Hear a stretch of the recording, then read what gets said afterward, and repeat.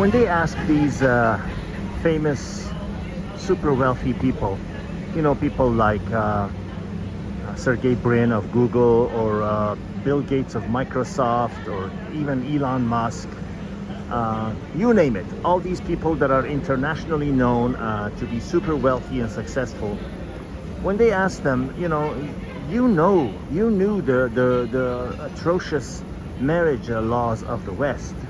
Why did you willingly risk all you were risking, billions and billions of dollars? Why did you do it? And unequivocally, a great majority of them say, I wanted a family. I wanted to leave something behind. I don't think I'll be telling you anything new, that they are really being sincere. And don't ever make the mistake of thinking because someone is super good at business, because someone is super good at finance, because someone is super good at technology and can write a killer app, a killer program that will take the world by a storm. Don't assume that they're also wise in the areas of romantic interpersonal relationships and the nature of women and what women value more than anything else on the face of this earth by far. Don't assume that, because then you'd be making a very, very big mistake. You'd be making a mistake of violating the age-old saying that jack of all trade, master of none. Just because someone is good at one thing, it doesn't mean they're good at everything else. So yes, actually, they really are very, very naive, these people, and they really are like a little kid. They think, oh, she's being nice to me. She's, treating me like I'm the only man left in this world. She's being really super sweet and agreeable to me and laughs at my jokes. And she really seems to care about me more than any other man in the world for now and forever. So I'll marry her. Whereas on the female side, let's say someone who's dating someone like Sergey Brin of Google, she is thinking, oh my God, this is the mother of all jackpots that I'm gonna hit. Whether or not the marriage works, who cares?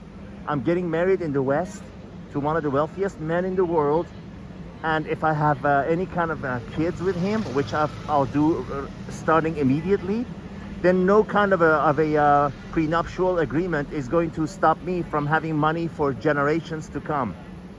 Use the example of the Swedish caddy who was married to the genius golfer but idiot in the realm of female nature knowledge, Tiger Woods.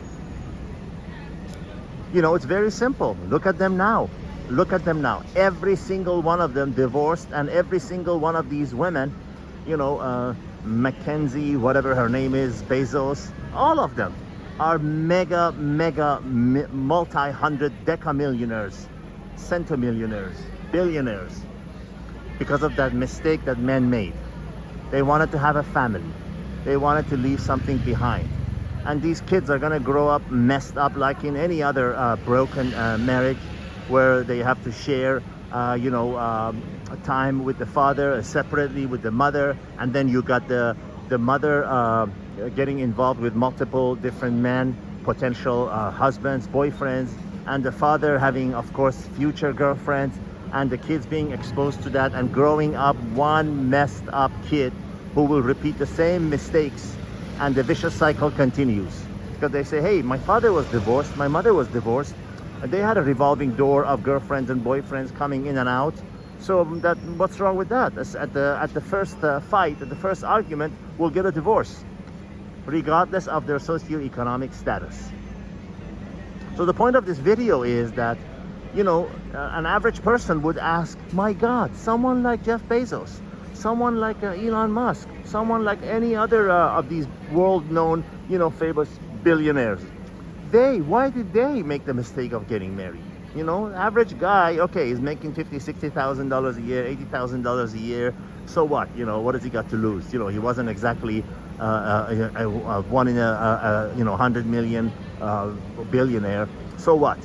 But what about these guys that are geniuses in their field, but morons, careless morons in the area of knowledge of female nature and risking everything they worked for?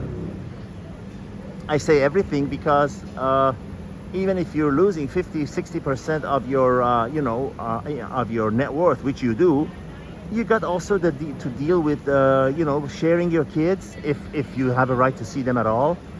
You got the risk of your kids being exposed to the mother's subsequent girlfriend, left and right. Who the hell she's gonna bring into her life and involve directly with your children? Isn't that a big enough risk? Isn't that a big enough risk? Think about that.